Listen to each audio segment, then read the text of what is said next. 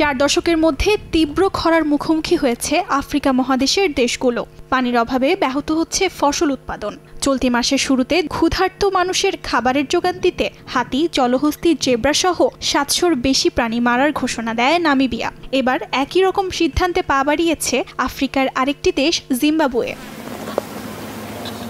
স্থানীয় সময় মঙ্গলবার দেশটির বন্যপ্রাণী কর্তৃপক্ষ জানায়, খরায় ক্ষতিগ্রস্ত এলাকায় জনগোষ্ঠীর খাদ্যের যোগান দেওয়ার জন্য 200টি হাতি মারার পরিকল্পনা করা হচ্ছে। মানুষকে খাওয়ানোর জন্য 1987 সালের পর প্রথমবারের মতো এমন উদ্যোগ নিল জিম্বাবুয়ে।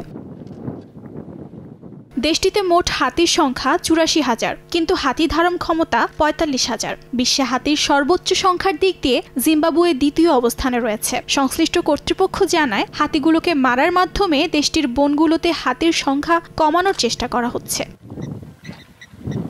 খরার কারণে জরুরি অবস্থা ঘোষণা করেছে জিম্বাবুয়ে সরকার। দক্ষিণ পূর্ব আফ্রিকার দেশটিতে মানুষের চরম দুর্ভোগের শেষ নেই। কোনো ফসল উৎপাদন করতে পারছে না কৃষকরা, যার কারণে দেখা দিয়েছে চরম খাদ্য সংকট।